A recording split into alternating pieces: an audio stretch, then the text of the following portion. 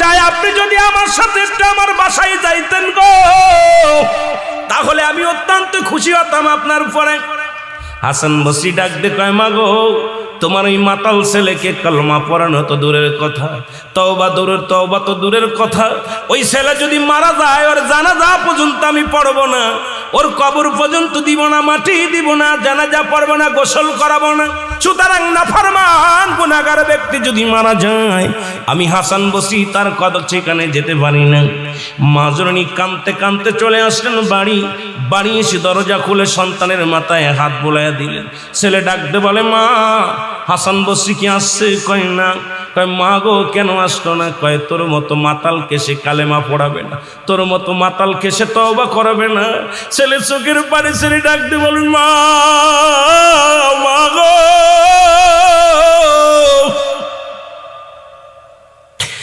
আমার মতো পাপীরে যদি দুনিয়ার মানুষ ঘৃণা করে, আমি যদি মারা যাই, জানি আমি মারা যাবো গো মা। মারা গেলে আমার এই লাশখানা কোনো গোরস্থানে শুয়াইবা না।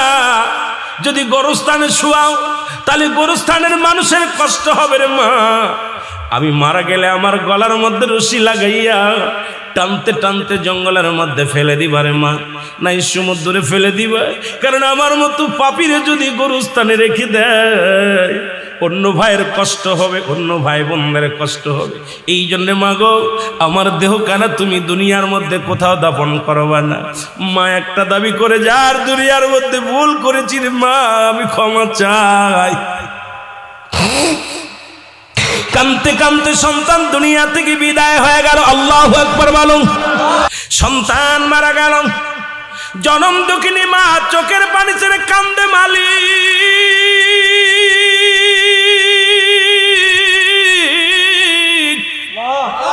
আমি অপরাধী, আমি গুনাহগার, একটা মাত্র সন্তানকে আমি দিনের বুঝ দিতে পারি নাই। সন্তান মারা গেল, এই লাশ আমি কোথায় রাখবো? এই মরা দেহখানা আমি কোথায় ফেলে দিব রে আল্লাহ? সন্তান তো বলে গেছে, মা, তুমি আমার গলার মধ্যে রশি লাগাইয়া বনের মধ্যে ফেলে দিবা, নাই পানিতে ফেলে দিবা। এখন আমি কি করি? চোখের পানি ছেড়ে কান্দে। এমন সময় হাসান বসরি দরজার মধ্যে হাজির। মারহাবা বলেন না? হাসান বসরি যখন দরজার মধ্যে হাজির হয়ে গেছে, দরজা খুলে দেখে হাসান বসরি রাহমাতুল্লাহ উনি ঘরের মধ্যে হাজির হয়ে গেছে গো। ডাকতে বলে, হুজুর আপনি আমার ঘরে? কই, মা গো, তোমাকে বিদায় করে দিয়া আমি জোহরের নামাজ পড়ে যখন যাই নামাজের পর ডান হাত মোবারক মাথার তলে দিয়ে ঘুমাইছিলাম, ইলহামের মাধ্যমে শুনতে পারলাম, হাসান, যে মা তার সন্তানের জন্য ক্লাতি করে রে,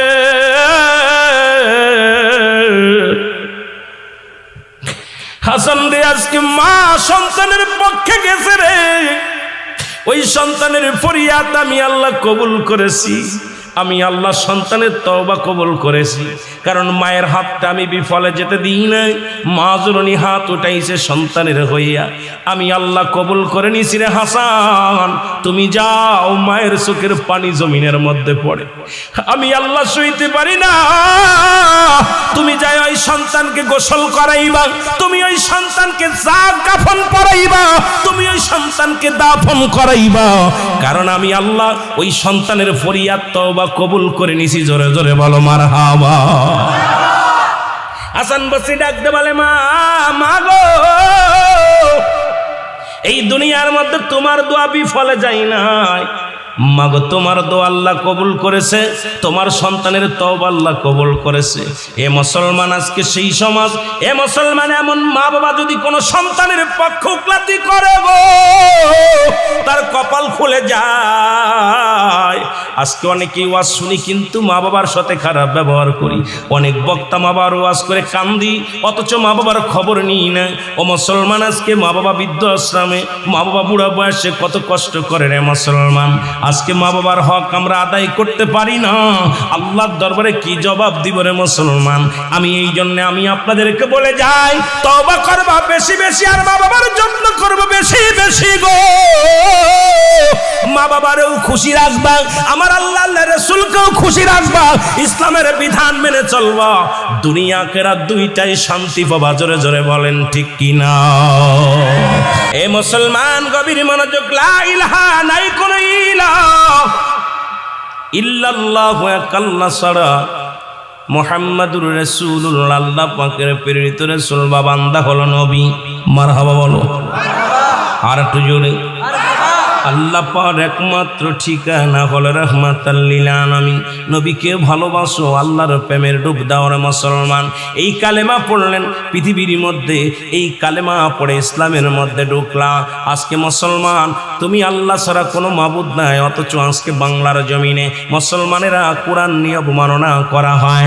আজকে কোরআনের প্রতি তওমাত দেয়া হয়, নবীর প্রতি তওমাত দেয়া হয়, সাহাবীদের প্রতি তওমাত দেয়া হয় রে মুসলমান। শুনে নাও, কয়েকদিন আগে বড় কষ্ট পাইলাম, কোরআনকে বলতেছে কোরআনের ভিতর অধিকাংশ আয়াত জাল, কোরআনের ভিতর অধিকাংশ আয়াত হলো বানোয়াট, অথচ আল্লাহ বলেছেন জালিকাল কিতাবু লা রাইবা ফীহি। জোরে বলো মারহাবা। মুসলমান যার ভিতরে কোনো সন্দেহ নাই, যার কোনো জবর ভুল নাই, জেরের ভুল নাই, নুক্তার ভুল নাই। আজকে বাংলার জমিনের কিছু শায়েখ আছে যারা কোরআনের ব্যাখ্যা দিতে যায় কোরআনের ভুল ধরেছে। আল্লাহ বলে কারা ধরবে না? হুদাল্লিল মুত্তাকিন। ও মুসলমান শুনে নাও, যারা মুত্তাকিন হবে, যারা মুমিন হবে, কোরআনের অবমাননা করবে না, ইসলামের অবমাননা করবে না। এই জন্য যারা চন্দ্র পূজা করে, যারা প্রতিমা পূজা করেন, যারা দুনিয়ার মধ্যে আল্লাহ ছাড়া অন্যকে সাক্ষী বানায়, দেবতা বানায় পূজা করেন, আল্লাহ বলে হাবিবদের জানায়া দাও। আমি ছোট্ট একটা সূরা পড়ে আলোচনা শুরু করেছি, সূরা ইখলাস। আল্লাহ বলে হাবিবদের জানায়া দাও, কুল হু আল্লাহু আহাদ আল্লাহুস সামাদ লাম ইয়ালিদ ওয়া লাম ইউলাদ ওয়া লাম ইয়াকুল লাহু কুফুয়ান আহাদ। জোরে জোরে চিল্লায়া চিল্লায়া বলেন আল্লাহু আকবার। আল্লাহ ডাকতে বলে হাবিব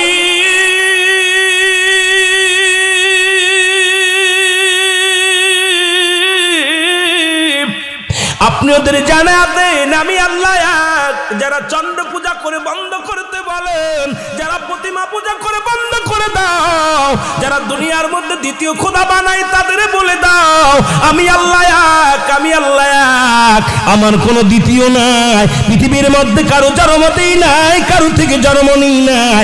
আসমান জমিনের ভিতরে আমার সমকক্ষ আর কেউ নাই। জোরে বলেন ঠিক কিনা? পূজা করব কার? জিকির করব কার? বন্দেগি করব কার? জিন্দেগি করব কার? সব কিছুর মালিককে। আরো জোরে বলেন সব কিছুর মালিককে। একটু জোরে জোরে চিল্লায় বলা যাবেন আল্লাহু আকবার। আর একটু জোরে জোরে চিল্লায় বলা যাবেন আল্লাহু আকবার। এ দুনিয়ার মুসলমান শুনে নাও, এই জন্য আমি আজকে অনেক যুবক ভাইয়ের আছো গো, যুবকদের বলে যাই, এই কালেমা পড়লেন, এ দুনিয়ার মুসলমান, কালেমার জন্য কত যুবক জীবন দিয়া গেল, এই কালেমার জন্য জীবন বাজি রাখলো। শুধু লা ইলাহা, নাই কোনো ইলা ইল্লাল্লাহু এক আল্লাহ ছাড়া, মুহাম্মাদুর রাসূলুল্লাহ, আল্লাহ পাকের প্রেরিত রাসূল বা বান্দা হলো। এই কালেমার ওয়াজ যদি করি রাত কেটে যাবে রে মুসলমান। দেখা যাক কত পর্যন্ত আগাইতে পারি। আমি আপনাদের কয়েকটা কথা বলে যাই, দিলের কান্ডা লাগায় শুনে নেন। এই যুবক ভাইয়েরা শুনে নাও, এই যুবক কালেমা পড়লেন। কে পড়ল রে? দুনিয়ার মধ্যে আব্দুল হুজ্জাব, হুজ্জাব নামে একজন যুবক কালেমা পড়লেন। লা ইলাহা, নাই কোনো ইলা ইল্লাল্লাহু এক আল্লাহ ছাড়া। সে জিকির করতে লাগলেন আর কয় ইল্লাল্লাহু ইল্লাল্লাহ লা ইলাহা। আরো জোরে বলেন ইল্লাল্লাহু ইল্লাল্লাহ। হুজ্জাব কালেমার পাগল হয়ে গেল। বকরি চড়াইতে মাঠে যায়, বন্ধু বান্ধব কত রং বিরঙের গান গায়। বন্ধু বান্ধব গুলো সব আনন্দ ফুর্তির মধ্যে থাকে। আর হুজ্জাব কি করে? কালেমা পড়ে। বকরিগুলো কালেমা শুনে তাকায় রয়েছে হুজ্জাবের দিকে। ও মুসলমান, হুজ্জাবের চাচার কাছে খবর আসলো ছোট্টবেলা হুজ্জাবের বাবা মারা যায়, মা জননী অন্য পুরুষের সঙ্গে বিবাহ বন্ধনে আবদ্ধ হয়েছে। আমার যুবক বাজানরা সামনের সারিতে দেখেছি অনেক যুবক বাবারা বসে আছো, কারণ আগামী দিনের প্রজন্ম তোমরা এই যুবকরা। আজকে যুবক বয়সে যেখানে থাকার দরকার ছিল গানের প্যান্ডেলে আসছো, জান্নাতের প্যান্ডেলে। আমি আপনাদের কিছু কথা বলে যাই, কারণ যুবক বয়সে হবে জান্নাতি। আল হাসান আল হুসাইন হবে যুবকদের সর্দার, জান্নাতের সর্দার। যুবক বয়সে একবার আল্লাহ বলা আর বৃদ্ধ বয়সে 1000 বার বলা সমান হবে না। সুতরাং আজকে যুবক ভাইয়েরা, যুবক সমাজের উদ্যোগেও মাহফিল, যদিও চেয়ারম্যান বাড়ির মাহফিল, তবুও যুব সমাজের উদ্যোগের মাহফিল। যুবক ভাইয়েরা ফিরে আয়, ফিরে আয়, ফিরে আয়, দিন ইসলামের মধ্যে ফিরে আয় যদি শান্তি পেতে চাও। জোরে বলেন ঠিক কি না? হুজ্জাব কি করলেন? কালেমা পড়লেন। খবর এসে গেল চাচার কাছে, ও আমাদের নেতা, আমাদের মালিক, তোমার বাতিজা কালেমা পড়ে। কি সেই রাগ কালেমা পড়ে? সদা সর্বদা যখন কালেমা পড়ে তখন আমাদের বকরিগুলো খানা খায় না, উটগুলো খানা খায় না। ওই পাগলটার মুখের দিকে তাকায়া থাকে, পেল পেল করে তাকায়া থাকে। বলে হুজ্জাবরে ডাকো, সে কি কালেমা পড়েছে। ডাক দিয়ে হলো, কয় চাচা বাতিজা। দুজন পাশাপাশি বসলেন। এখন চাচাই জিগায় বাতিজারে, তোমার মালিককে?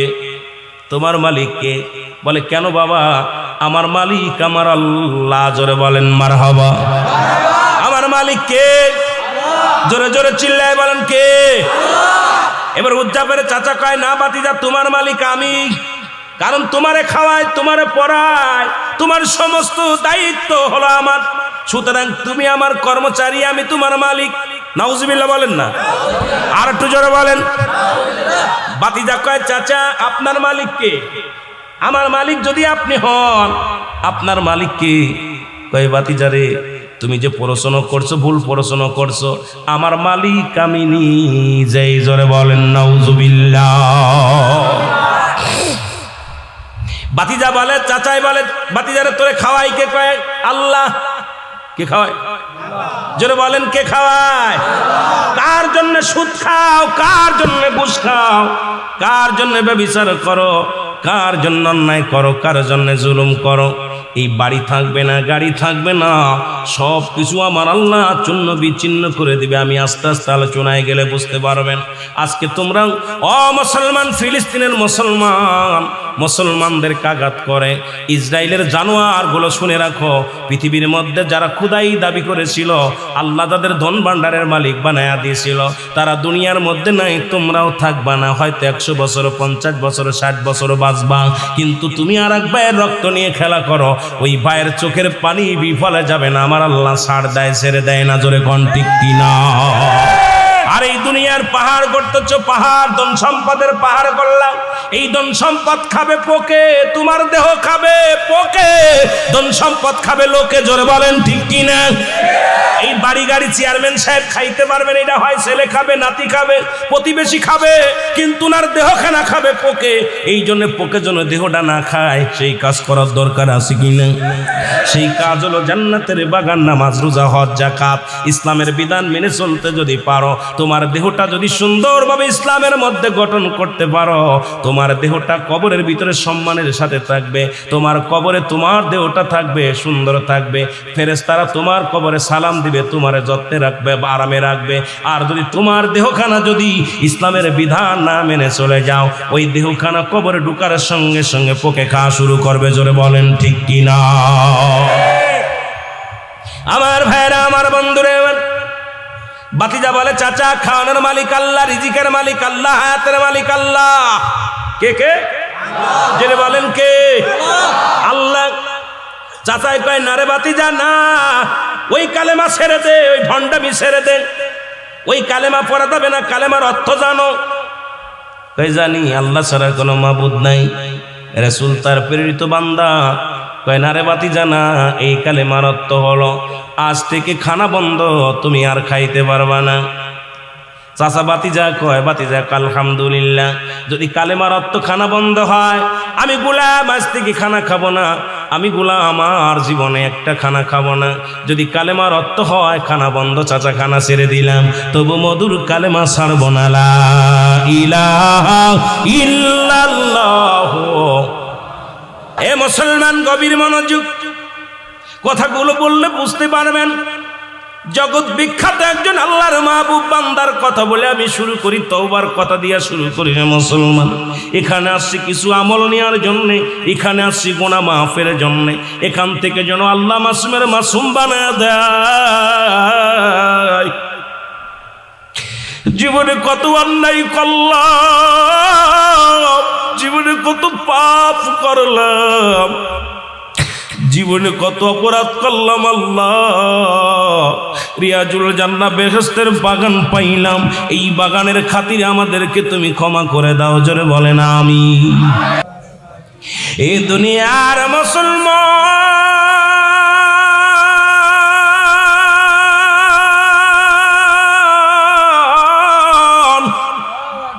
আমি বলতেছিলাম 1 নাম্বার বিপদ হলো মানুষের মরণ,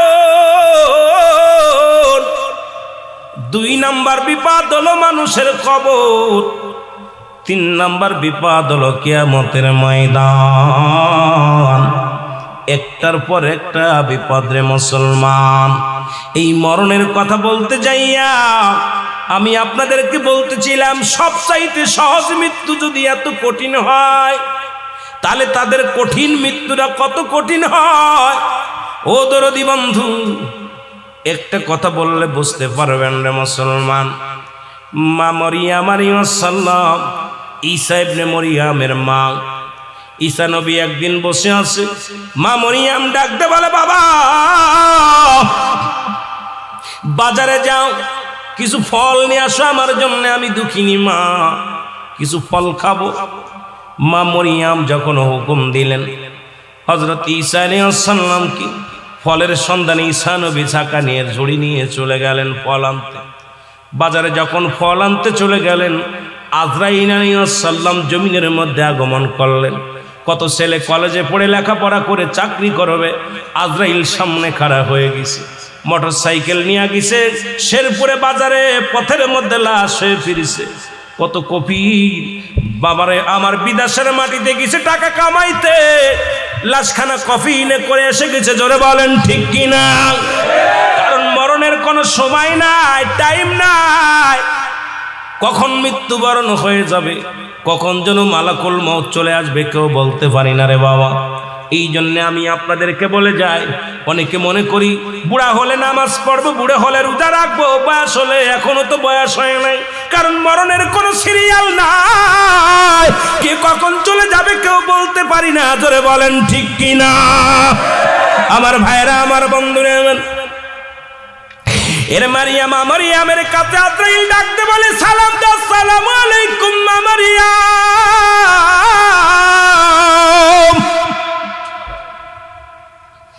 মা মারিয়াম আলাইকুম আসসালাম। কে গো তুমি? বলে, ও মা গো, আমি হলাম আজরাইল। আল্লাহু আকবার বলেন। আজরাইল রে, তুমি কিসের জন্য আসছো? কয়, মা গো, আল্লাহর হুকুম হয়েছে তোমার জানটা এখন বাইর করব, তোমার রূহটা এখন এই মুহূর্তে তোমার রূহটা ছিনে নিয়ে হবে, এখনই তোমাকে মৃত্যুবরণ করতে হবে, তোমার রূহটা নিয়ে যাওয়ার হুকুম হয়েছে আমার উপরে। জোরে বলেন আল্লাহু আকবার। আর একটু জোরে বলেন আল্লাহু আকবার। মা মরিয়াম একটা চিৎকার মেরে বলে, আজরাইল,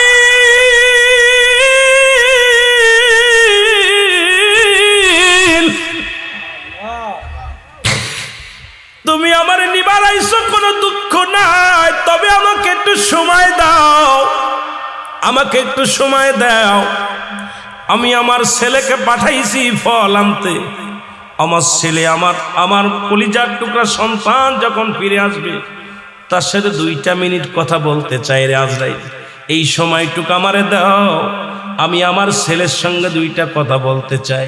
আজরাইল বলে, মা সময় নাই, কারণ আল্লাহর হুকুম আছে আপনাকে 2টা মিনিট আমি সময় দিতে পারবো না। ও মা মরিয়ম, এখনই হুকুম হয়েছে আপনার রূহটা কবজ করার জন্য। সুতরাং 2 মিনিট কেন 2 সেকেন্ড সময় যে আমার দ্বারা সম্ভব নয়। আপনি প্রস্তুতি নেন, আপনার রূহ কেন আমি বাইর করব। জোরে জোরে চিল্লায় বলো আল্লাহু আকবার।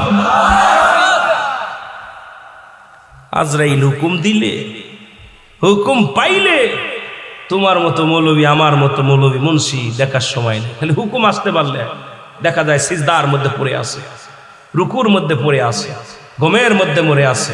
কারণ কখন কোন হালাতে নিব, আল্লাহ যখনই হুকুম দিবে আজরাইল তখনই সেই হালাতেই ধরে ফেলবে। জোরে বলেন ঠিক কিনা? আজরাইল আলাইহিস সালামকে মারিয়াম আলাইহিস সালাম বলে, ও আজরাইল, আমি ভয় করি না, মৃত্যুকে ভয় করি না, মৃত্যুকে পরোয়া করি না।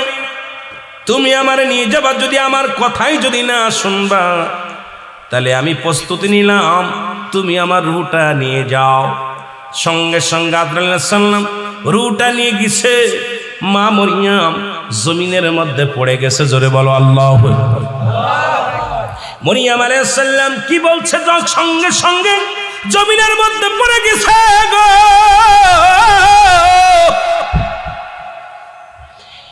ঈসা আলাইহিস সালাম ফলমূল নিয়ে বাড়িতে এসে দেখে মা জননী পড়ে আছে ঘরের দরজায়। ঈসা আলাইহিস সালাম চিন্তা করছে মা ঘুমায়, মাকে ডিস্টার্ব করা যাবে না।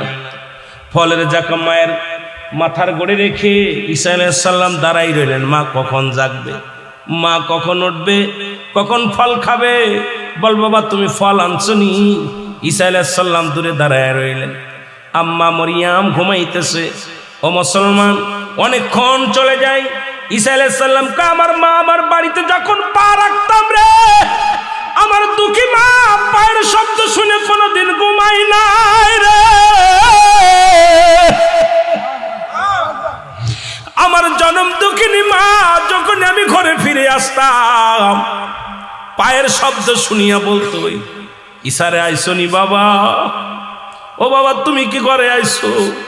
আজকে যেহেতু মা ডাকে নাই, মার কোনো অসুখ হলো নি। মায়ের হাতটা যখন ধরলেন, দেখে মায়ের আর প্রাণ পাখি নাই, মা দুনিয়া থেকে নেছে বিদায়। চোখের পানি ছেড়ে কান্দে আর বলে আল্লাহ। মায়ে আনতে বলল ফল, মায়ের বুঝি পরাণে ফল চেয়েছিল, আমি ফল আনিয়া মাকে আর পাইলাম না, তুমি মাকে নিয়ে গেলে আমার আল্লাহ, তুমি আমার মা জননীকে নিয়ে গেলা। চোখের পানি ছেড়ে কাঁদতে লাগলেন। কাঁদিয়া কাঁদিয়া বলে আল্লাহ তুমি তো আমাকে সেই পর দিছো জিন্দাডারে মরাডারে বাঁচানো। ঈসা আলাইহিস সালাম ডাক দে বলে আল্লাহ সেই ক্ষমতা আমারে দিয়া দাও, আমার মাকে একটু জাগাইব। সঙ্গে সঙ্গে আল্লাহ ক্ষমতা দিয়ে দিলেন, হুকুম দিলেন ঈসারে তোর মারে ডাক দে। সঙ্গে সঙ্গে ঈসা আলাইহিস সালাম ডাক দেয় মা আর ঘুমায় না, ওঠো। মা জননী লাফতে উঠলেন, মারহাবা বলেন। মা জননী বলে বাবা রে তুমি ফল নিয়ে আইসো নি? কয় আল্লাহু আকবার। মা গো তুমি আর ফল খাইতে পারবা না গো মা, ফল তো নিয়ে আসলাম, তুমি আর জগতে নাই, তবে একটা কথা জানার জন্য তোমারে জাগাইছি গো মা। মা বলে বাবা কিসের জন্য জাগাইলি বল? কয় মা গো তোমার সঙ্গে আজরাইল কি রকম আচরণ করেছে আমি জানতে চাই। আল্লাহু আকবার বলে। তোমার সাথে আজরাইল আলাইহিস সালাম কি রকম আচরণ করেছে জানতে চাই। মা মরিয়ম ডাকতে বলে বাবা ঈসা রে, তোরে দুনিয়ায় আনতে যত কষ্ট হয়েছে বাবা, এই দুনিয়ার মধ্যে আজরাইল আমার জানটা যখন বাইর করেছে, আমি এত বড় যন্ত্রণা, এত কঠিন যন্ত্রণা এতে পূর্বে কোনদিন পাই নাই। জোরে জোরে চিল্লা বলা যাবে না আল্লাহু আকবার। ঈসা আলাইহিস সালাম একটু ক্ষিপ্ত হয়ে গেছে, আমার মা জানটা এত কষ্ট করে আজরাইল আজরাইল। আল্লাহ কয় যা আজরাইল, আমার বন্ধু ডাকছে শুনে আই কি কর। আজরাইল চলে এসে কয় হুজুর আসসালামু আলাইকুম। ওয়ালাইকুম আসসালাম। বলো আমার মা জানটা কেমনে নিছো? হুজুর আমার তো আপনি দেখছেন আমার পা জমিনের ভিতরে, মাথাটা আকাশে, আসমানে আমার মাথা মুবারক। সারা পৃথিবীর পানি যদি আমার মাথার ভিতরে ঢেলে দেয়, একটু পানি জমিনের মধ্যে পড়বে না। আমি এত বড় দানব হুজুর, আমি তো সবার জান কবাজ করার জন্য দুনিয়া আসি না, একমাত্র আল্লাহ প্রিয় বান্দাদেরকে বান্দিদেরকে জানটা রুহটা নেওয়ার জন্য আমি আদবের সঙ্গে আসি। সুবহানাল্লাহ বলেন না। অন্য এই সমস্ত ঘুষখোর, সুদখোর, জিনাখোর, ব্যভিচারখোর, বেনামাজি জানটা কবাজ করতে আজরাইল দুনিয়া আসে না। উপর থেকে একটা হুক্কার দিবে, রুহটা সঙ্গে সঙ্গে বাইরে হয়ে যাবে। আর যে আকৃতি ধরবে, ধরার সঙ্গে সঙ্গে কলিজাটা কমিতে পারে, হয় পিছনের রাস্তা দিয়ে, সামনের রাস্তা দিয়ে, চোখ দিয়ে, কান দিয়ে, নাক দিয়ে, কোন জায়গাতে বাইর হবে, পালানোর জায়গা পাবে না। ঠিক কিনা? পালানোর কোনো জায়গা পাবে না। আজরাইল বলো আমার মার জানটা কেমনে?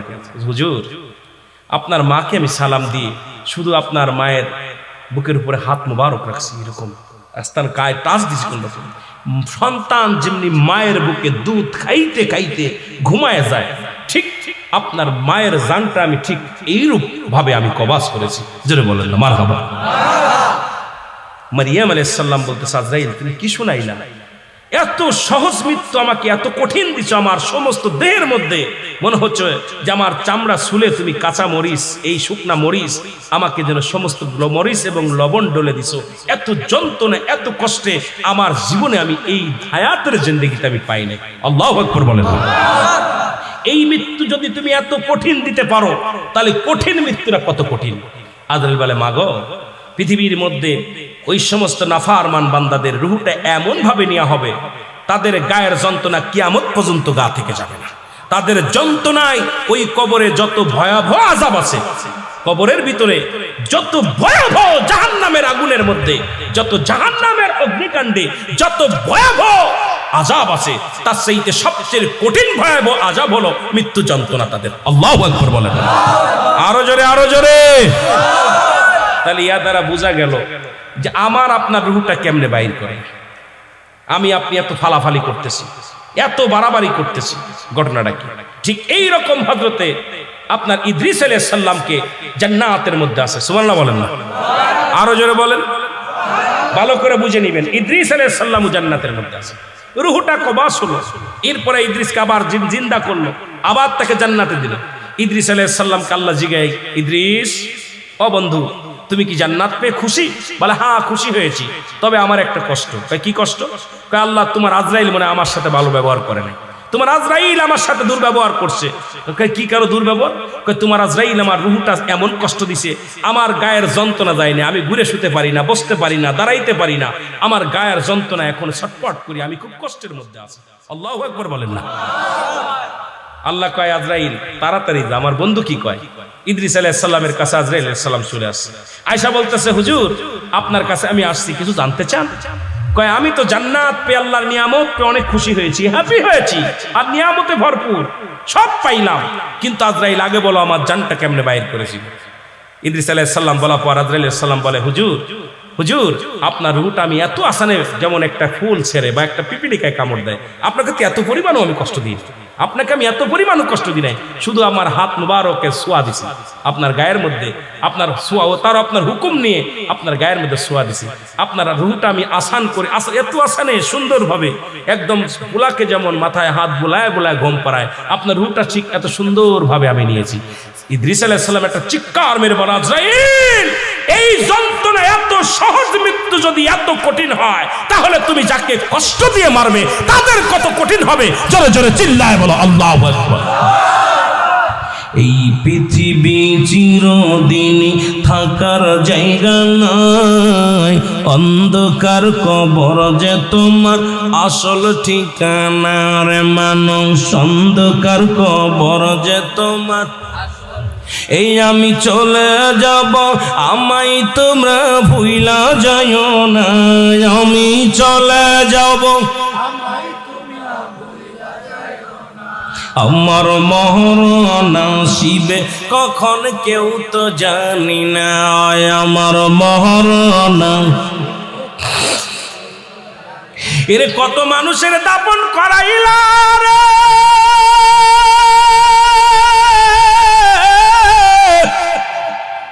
কত মানুষের কাপন পরাইলা, কত মানুষকে গোসল করাইলা,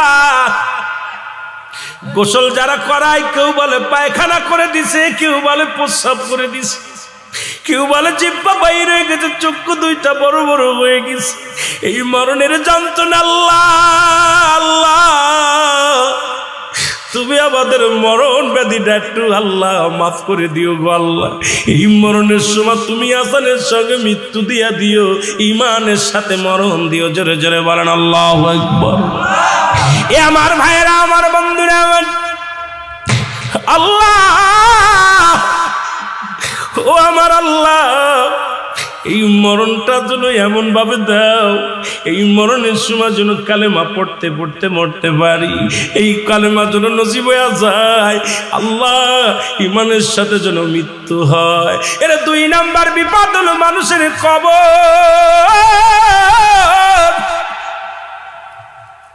এত ভয় আজকে মানুষের, কবরের ভয় নাই। কদিন আগে দেখলাম দাদারে মাটি দিয়া নাতিরা দাদার সঙ্গে সেলফি তোলে কবরে শুয়ে। আরে দুনিয়ার কবরের ভয় যদি কোনো মানুষের থাকতো, দুনিয়ায় ঘুষ খাইতে পারতো না, সুদ খেতে পারতো না। কবরের ভয় যদি কোনো বান্দার অন্তরে থাকতো, জীবনে কোনোদিন দুর্নীতি করতে পারতো না। কবরের ভয় যদি কোনো বান্দার ভিতরে থাকতো, জনে কম দিতে পারতো না। ওখানে কবরের ভয় যদি থাকতো, কোনো বান্দা ফজরের নামাজ ছাড়তে পারতো না।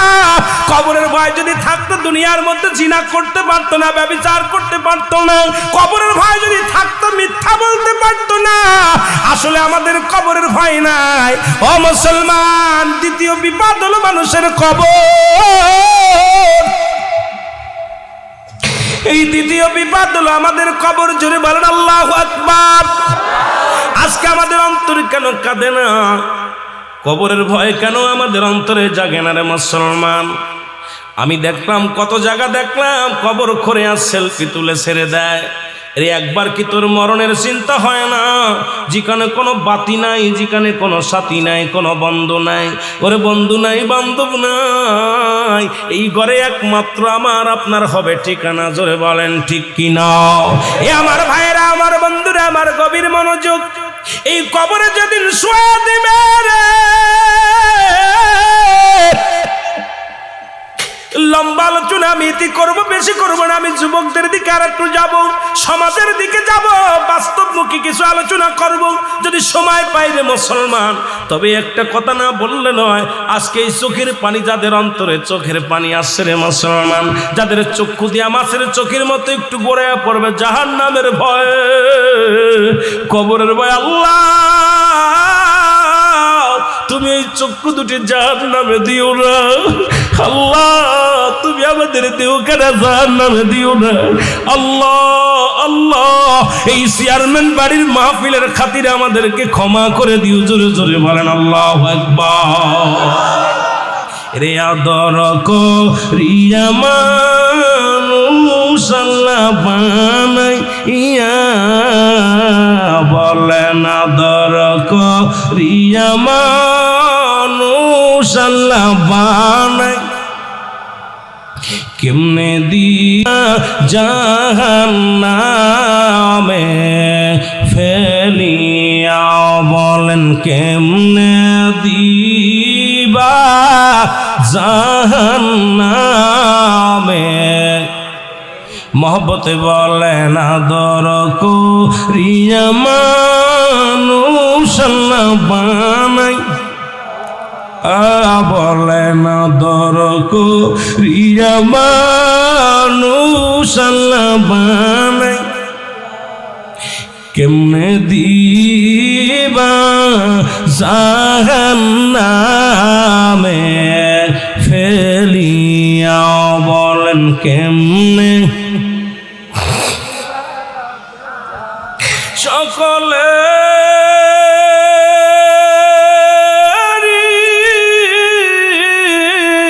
দরজা হইতে আল্লাহ ফিরিয়া,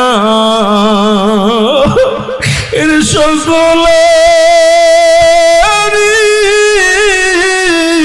দরজা হইতে আল্লাহ ফিরিয়া, এই মাহফিলে কান্দি গো আশিক বসিয়া বলে না দর করিয়া মানুষ আল্লাহ বানাই মহব্বতে বলে না দর করিয়া মানুষ আল্লাহ বানাই এর কেমনে দিবা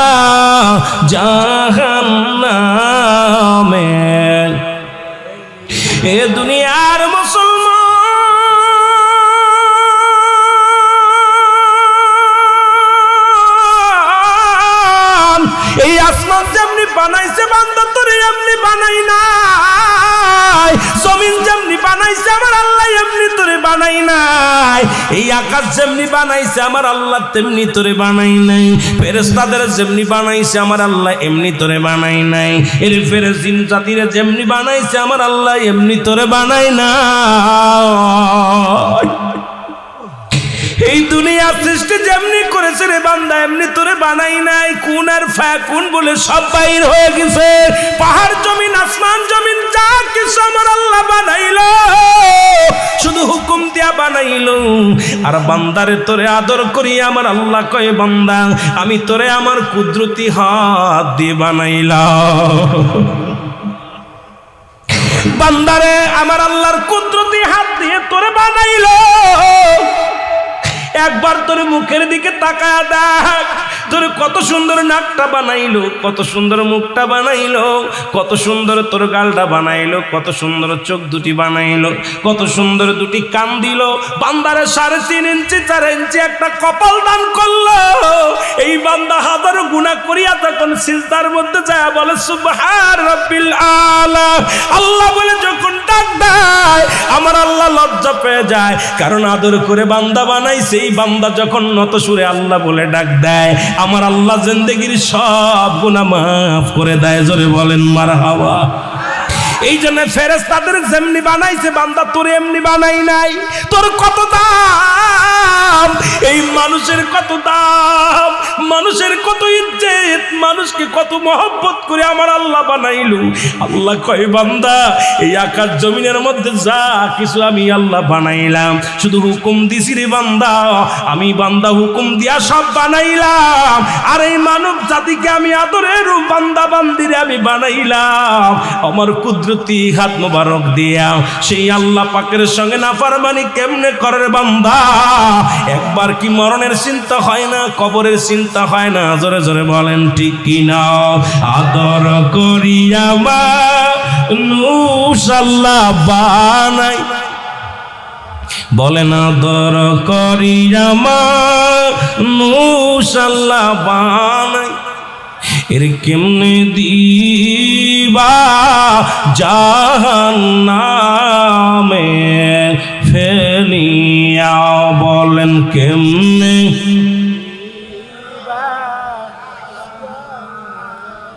এই দুনিয়ার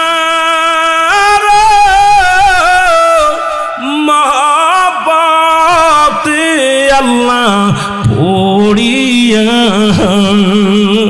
আল্লাহ এই দুনিয়ার মায়ার জালে আল্লাহ পড়িয়া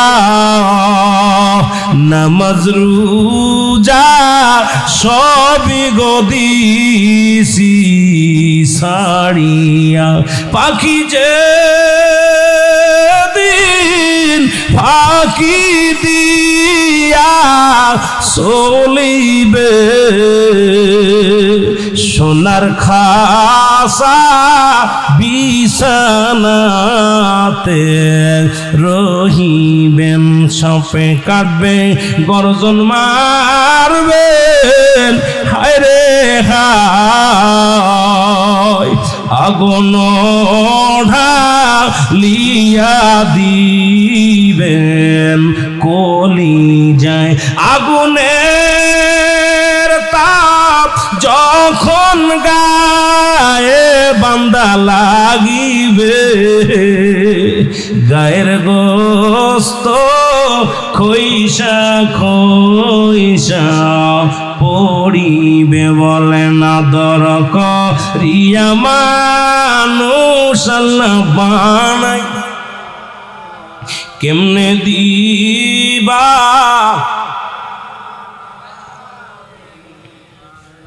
এ দুনিয়ার মুসলমান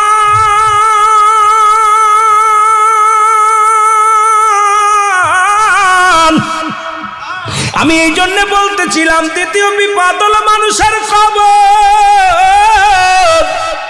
এই কবরে যেদিন শোয়াবে সর্বপ্রথম একজন ফেরেশতা আসবে তার নাম হলো নুমান ফেরেশতা আল্লাহু আকবার আমরা জানি কবরে শোয়াইলে একজন ফেরেশতা আসবে মানকার নেকির ফেরেশতা আপনার দু কাঁধে দুজন বর করে রাখছে কেরামান কাতিবিন দুনিয়ার জিন্দেগিতে যা যা করছেন সব লিখে রাখছে দুজন ফেরেশতা কবরে যেদিন শোয়ানো দিবে সঙ্গে সঙ্গে কবরের মধ্যে আসবে নুমান ফেরেশতা আপনাকে রুহটা পৌঁছাতে বলবে বান্দা চেয়ারম্যান সাহেব দুনিয়ার মধ্যে আল্লাহ রুহটা দিয়েছিল আজরাইল জানটা নিয়েছিল আর আমি নুমান ফেরেশতা আপনার রুহটা ফেরত দিয়ে গেলাম এই নেন রুহটা ফেরত দিয়ে দিলাম দিয়া পর বান্দারে জাগাইবে চক্ষু দিয়া দেখবে না অন্ধের মতো সব টের পাবে অন্ধ মানুষ যেমন দুনিয়ার আলো বাতাস দেখতে পায় না কানে সবই শুনতে পায় রে মুসলমান শুনে নেন এইরকম যখন রোমান ফেরেশতা ডাকতে বলবে বান্দা ওঠো এবার হাতের মধ্যে দুখানা কাগজ আনবে নোমান ফেরেশতা একখান আনবে বদির কাগজ একখান আনবে নেকির কাগজ এই কাগজখানা হাতের মধ্যে দিয়া বলবে বান্দারে 80 বছরের জিন্দেগি তুমি পাইলা 70 বছরের জিন্দেগি তুমি পাইলা কত রাকাত নামাজ পড়েছো কত জায়গা কোরআন খতম পড়েছো কত জায়গা তুমি ইসলামের দাওয়াত দিয়েছো কয়টা হাদিস শোনাইছো কয়েক তো তুমি নামাজ কাজা দিছো সব কিছু লিপিবদ্ধ আছে গো বলবে বান্দা তুমি এইবার লেখা শুরু করো ভালো কাগজ দেখিয়া পরীক্ষার খাতা হাতে নিয়ে বান্দা বলবে ফেরেশতারা রে আমি লিখবো আমি কলম পাবো কই আমার রোমান ফেরেশতা ডাক দে বলবে বান্দারে তোর ডান হাতের শাহাদাত আঙ্গুল মুবারক হলো তোমার কলম আমার দেশের অনেক ভাই অনেক আলেম ওলামা সুন খায় আঙ্গুলে এই আঙ্গুলটা তো সুন খাওয়ার জন্য নয় রে বাবা এই আঙ্গুলটার এত দাম চন্দ্রটাকে দ্বিখণ্ডিত করেছে রাহমাতুল লিল আলামিন চাই আঙ্গুলের ইশারায় আবার ইয়াউমাল কিয়ামতের ময়দানে যেদিন তুমি অন্ধকার কবরে শোবা তোমার আমল নামা লেখা লাগবে ডান হাতের শাহাদাত আঙ্গুল মুবারক দিয়া এই হাত দিয়ে এই হাতের মর্যাদা জানো রে মুসলমান শুনে নাও এই ডান হাতের আঙ্গুল শাহাদাত আঙ্গুল মুবারক হবে কলম বান্দা বলবে ফেরেশতারা রে ও নুমান ফেরেশতা আমি কলম পাইলাম কালি কই বলে কালি হলো তোমার মুখের থুতু মুবারক এখন এই থুতু মুবারক পবিত্র রাখতে হবে আজ থেকে আর গাঁজা খাওয়া যাবে না বিড়ি খাওয়া যাবে না তামাক খাওয়া যাবে না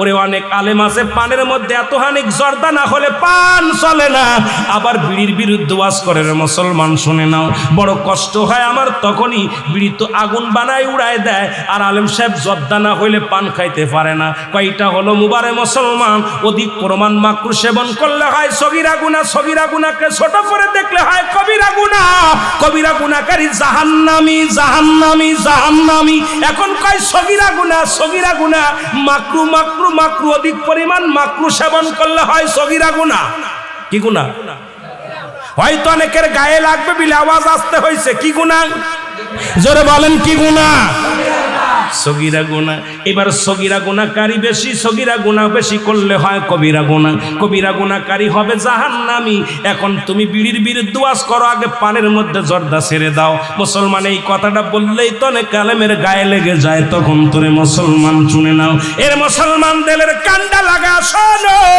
পান খাও বারণ করি না এটা হাড়ের রোগের ওষুধ পানের রোগটা পানের সেই পানের রসটা হলো হাড় রোগের হাড়টা তারে মজবুত করে কিন্তু এর মধ্যে তুমি বিষাক্ত তামাক 1 কেজি ছাড়া হয় না আবার তুমি বিড়ির বিরুদ্ধে ওয়াজ করো কয় বিড়ি হারাম আছে না অনেক মৌলবি ওয়াজ করার পান খায় জর্দা দিয়া ওয়াজ করে খায় এই হচ্ছে কি নিজে যেটা ছাড়তে পারিস না আবার একজনে বলার দরকার নেই যেরকম ঠিক কিনা রাগ করতেছেন কয়টা বাজে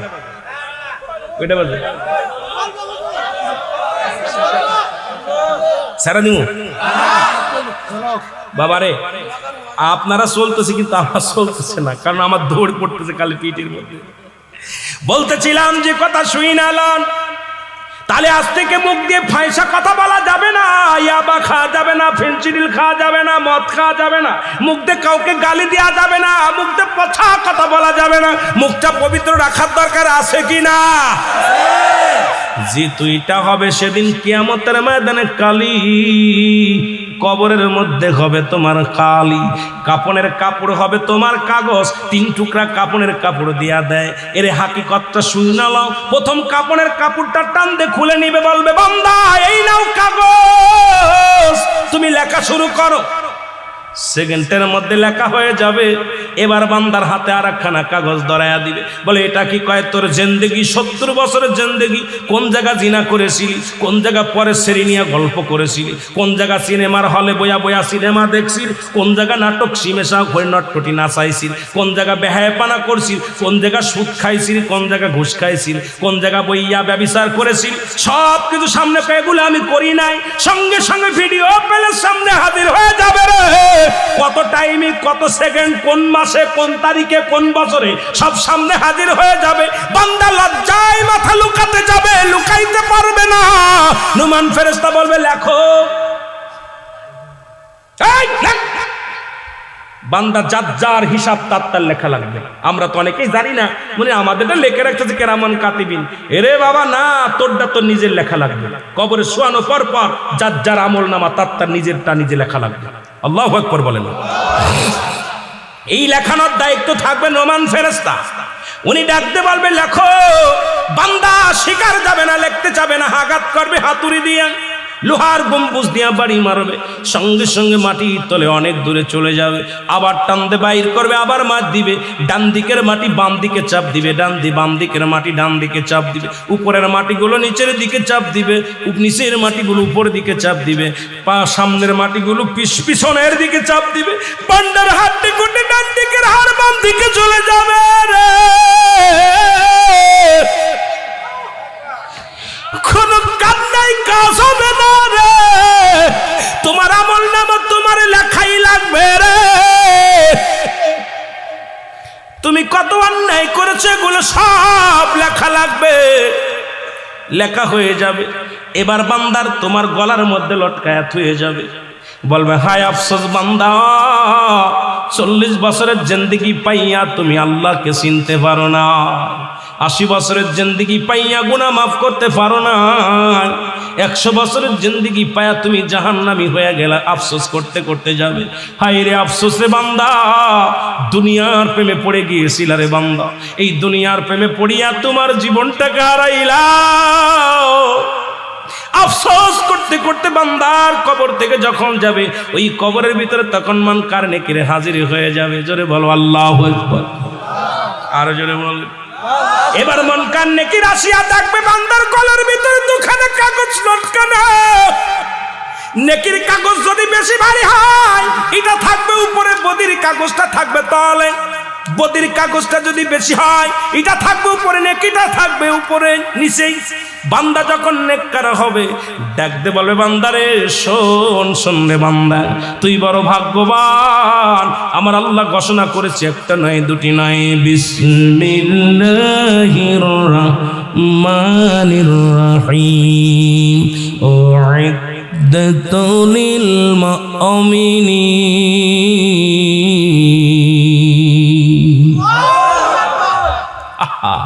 বান্দারে তুই মুমিন, তুমি মুত্তাকিন, তোর জন্য প্রস্তুতি আছে, একটা নয় দুটি নয়, 8টা। কয়টা? তোর জন্য প্রস্তুতি করে রাখছে আমার আল্লাহ 8টা জান্নাত। কয়টা জান্নাত? জোরে বলেন কয়টা জান্নাত? ভয় পান না? কয়টা জান্নাত? যেতে চান না কিরা কিরা একটু হাত তোলেন।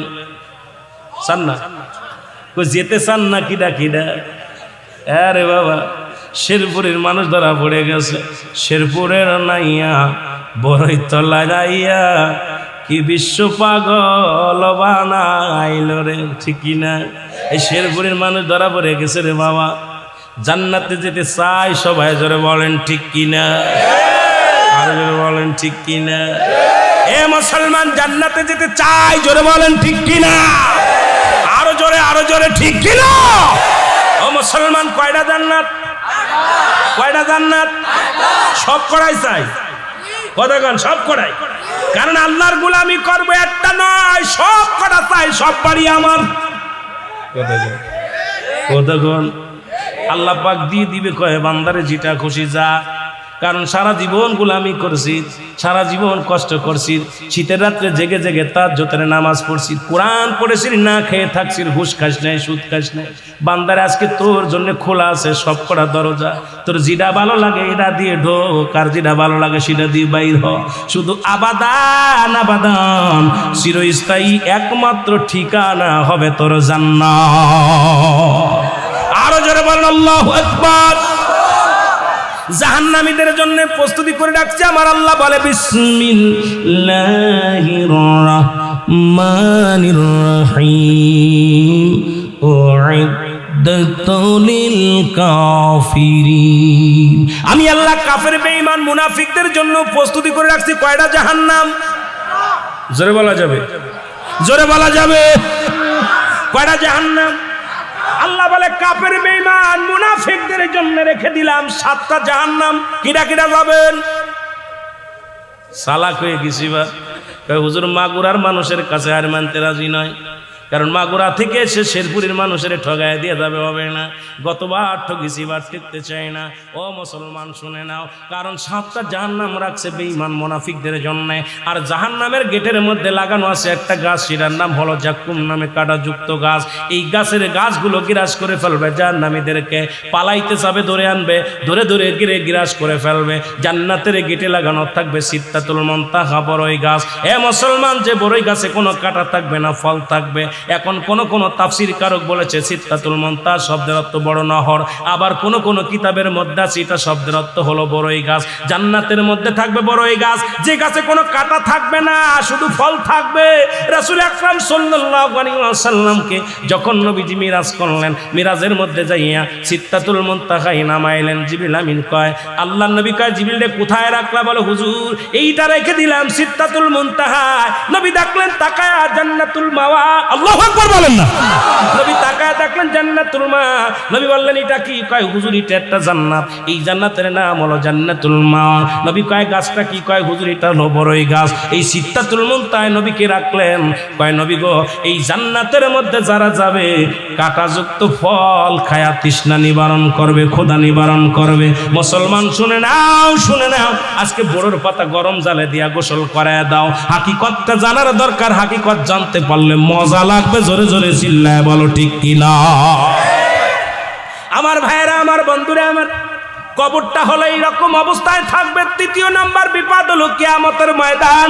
লম্বা আলোচনা করলে রাত কেটে যাবে, আলোচনা করতে পারবো না। কিয়ামতের ময়দান কিসের ময়দান? জোরে বলেন, কিসের ময়দান? কিয়ামতের ময়দান। এই কিয়ামত হওয়ার আগে ঈসা আলাইহিস সালামের আগমন ঘটবে, খানে দাজ্জালের আগমন ঘটবে, ও মুসলমান এজিদ মজুদের আগমন ঘটবে। এখন বাংলাদেশে অধিকাংশ বেঈমান মুনাফিকেরা খানে দাজ্জাল, মুসলমান শুনে না, ইমাম মেহেদী সাজছে। অনেক জায়গা পীরেরা ইমাম মেহেদী বলে দাবি করেছে। 40 জন ভণ্ড ইমাম মেহেদী আগমন করবে। ইমাম মেহেদীর নাম থাকবে মুহাম্মদ। কি নাম থাকবে? জোরে বলেন কি নাম? একটু বলে যায়, কাজে লাগবে। এই ওয়াজটা আগে দরকার, কারণ এই ওয়াজটা করতে দেরি করে ফেলেছি। কারণ বর্তমান জামানার মুসলমানদের ঈমান হরণ করতেছে। বলতেছে অনেক পীর সাহেব ইমাম মেহেদী সেজে বসে আছে। মুসলমান শুনে নেন, ইমাম মেহেদী বাংলার জমিনে আগমন করবে না, বাংলার জমিনে জন্ম নিবে না। বাংলার জমিনে যারা ইমাম মেহেদী বলে দাবি করবে, 2টা জুতার বাড়ি মারতে পারলে তার নেকি হবে। জোরে বলেন ঠিক কিনা? ইমাম মেহেদী আলাইহিস সালামের বংশ থাকবে বদুয়া বংশ, গোত্র থাকবে বদুয়া গোত্র। এ মুসলমান, এ মুসলমান, ফাতেমার বংশধর হবে। ভালো করে লিখে নেন, ভালো করে জেনে নেন। ইমাম মেহেদী আলাইহিস সালামের নাম থাকবে মুহাম্মদ। নাম থাকবে কি? যারা বলেন কি থাকবে? এর মুসলমান হাসান বসরি রাহমাতুল্লাহ আলাইহি মুসলমান, এর কদমের মধ্যে এক মাতালের গল্প বলি আমি, শুরু করব আলোচনা। আল্লাহর দরবারে যে ফরিয়াদ কবুল হয়, আল্লাহর দরবারে তওবা কবুল হয়। তওবাকারীকে আল্লাহ ভালোবাসে। তওবা করো, বেশি বেশি তওবা করো সকাল সন্ধ্যা। রে মুসলমান, হাসান বসরি রাহমাতুল্লাহ এর কদমের মধ্যে এক স্বামী স্ত্রী দাম্পত্য জীবন আসা যাওয়া করত। এ মুসলমান, হঠাৎ করে স্বামী মারা যায়। স্ত্রীর গর্ভে সন্তান থাকে, স্ত্রী আর দ্বিতীয় বিয়ে করলেন না, এই সন্তানটাকে লালন পালন করলেন। চোখের পানি ছেড়ে ডাকতে বলে, আমার মালিক,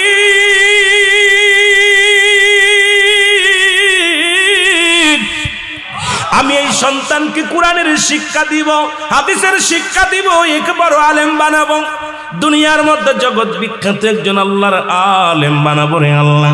জীবনের দ্বিতীয় বিয়ে করব না, আমার জীবনটাকে সংগ্রাম করে আমি গাজী হয়ে দুনিয়ার মধ্যে বেঁচে থাকবো। মেয়েটা তো মারা তো এমনই হয়। আজকে আমার যে মা বোনের আলোচনা শোনো, তারাও কান্দি, একটু আলোচনাটা শুনবা। এর সন্তান বড় হলো, আস্তে আস্তে নামাজ ছেড়ে দিল, রোজা ছেড়ে দিল, ছেলে মাতাল হয়ে ঘোরাঘুরি শুরু করলো। ছেলে এক ওয়াক্ত নামাজ পড়ে না, মায়ের কোনো আদেশ শোনে না, কিন্তু জনম দুঃখিনী মা প্রতিনিয়ত সন্তানের জন্য দোয়া করে, আল্লাহ তুমি আমার সন্তানকে তুমি হেদায়েত দান করো, আমার সন্তানকে তুমি আলেম বানায়া দাও, আমার সন্তানকে তুমি অপরাধ জগৎ থেকে ফিরিয়ে দাও, আমার সন্তানকে তুমি দুনিয়ার মধ্যে ইসলামী জ্ঞান শিক্ষা করায়া দাও, আল্লাহ আমার সন্তানকে তুমি ঈমান দাও, আমার সন্তান যেন জাহান্নামী হয়ে না যায়। জোরে বলো আল্লাহু আকবার। কিন্তু সন্তান কোনো কথা শোনে না, মানুষের অসৎসঙ্গ পাইয়া, গাঁজামদ খাইয়া মাতাল হইয়া ঘুরাতে করে সন্তানের মরণ ব্যাধি হলো, ব্যাধি হয়ে ঘরের মধ্যে বিছনায় পড়ে গেল। জনম দুঃখিনী মা কয়, বাবারে বিছনায় পড়ে আসি রে, কখন যেন মারা যাস, বাবা তুই তওবা কর, তওবাকারী আল্লাহ ভালোবাসে, তওবা করে ফিরে আয়। সন্তান কোনো কথা শোনে না। জনম দুঃখিনী মা প্রতিনিয়ত সন্তানের জন্য হাত তোলে আর বলে, আল্লাহ আমার সন্তানকে তুমি ফিরে দাও, ইসলামের পথে ফিরে দাও মালিক।